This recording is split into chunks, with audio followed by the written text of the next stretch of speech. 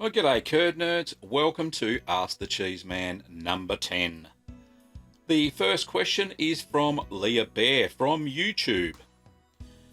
Leah asks, Gavin, can cheese be made from milk treated to be lactose free? Or is the lactose necessary for the bacteria to breed? Well, that is a good question, Leah. And I do get that on many occasions on the channel. Well, the answer is only a few cheeses can be made with lactose-free milk. And a few that come to mind are ricotta, paneer, and quick mozzarella. Or mozzarella, that's right. I've been told off many times for saying it wrong. Now, you can make any cheese basically that is acid set. Or uses acid to separate the curds and whey.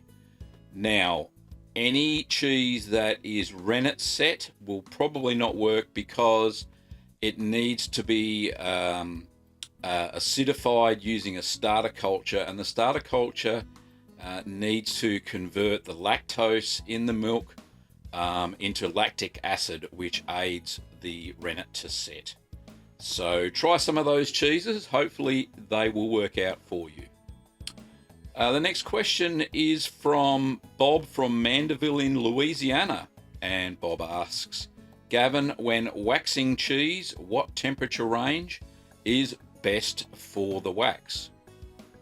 Should the melted wax in the pot be cooled a bit before applying it to the cheese and applying a second coat? Well, let me have a think about that. Thanks for your question, first of all, Bob. Yeah, look, the answer is that the wax should be heated to 92 degrees Celsius, which is about 197 Fahrenheit, to kill off any molds or bacterias. And then the cheese either dipped into the wax or the wax brushed on quickly. Now, what I do to speed up the process is I place the actual wheel of cheese into the fridge to cool it down for about 30 minutes.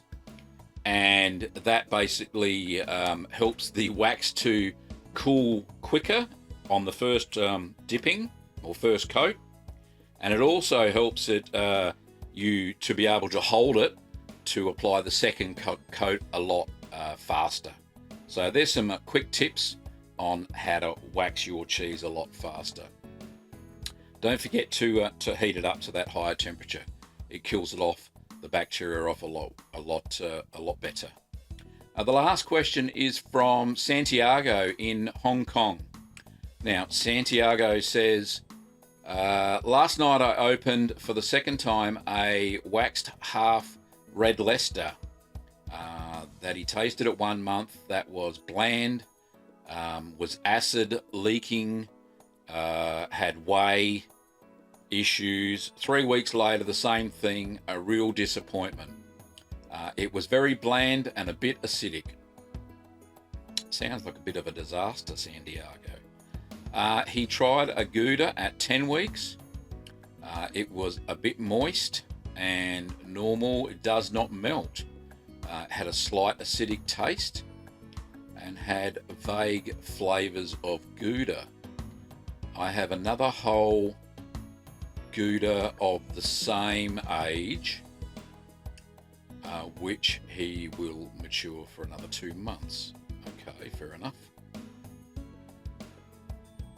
So his question is, should I vac pack them now and leave them on to mature? Will they improve with time?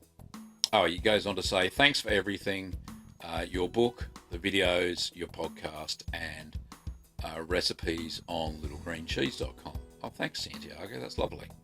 Now, I think you've got a couple of issues. I think you may have a salt issue, actually. You may need to add a little bit more salt when you're milling your Leicester and leave your Gouda in the brine a bit longer. It sounds like that you're having the culture is being a bit overzealous. So add an extra half a tablespoon for the Leicester and let the Gouda sit in the brine for about another 3 hours. So it's actually the salt that helps control the acidity. The acidity is caused by overzealous lactic bacteria during maturation. So make sure that you've salted your cheeses properly, because they will continue to ferment, because salt is it slows down the maturation. So also make sure that your temperatures are spot on during production, and that when you're asked to increase your temperatures during the cooking of the curd, make sure that it's slow. So you go from the lower temperature to the higher temperature over the correct period of time. This is because if the curd forms a rind quickly, it'll lock in the acid within the curd, and that can also cause a high acid content and cause bitterness as well. I don't think these cheeses are going to improve any because of the acidity issue that you've mentioned there. Sorry about that, Santiago. I don't think they're going to be saved. Okay, so the patron of the week is Anne Reed. Thank you, Anne, for your support. It's wonderful that you've reached out and supported me financially on the channel. If you would like to support me financially on the channel so I can make new and interesting cheeses, then click through over here to Patreon and reach out and support the channel. If you like this video, then don't forget that you can give it a thumbs up as well, and you can also subscribe to the channel here as well. Thanks for watching, Curd Nerds, and we'll see you next week.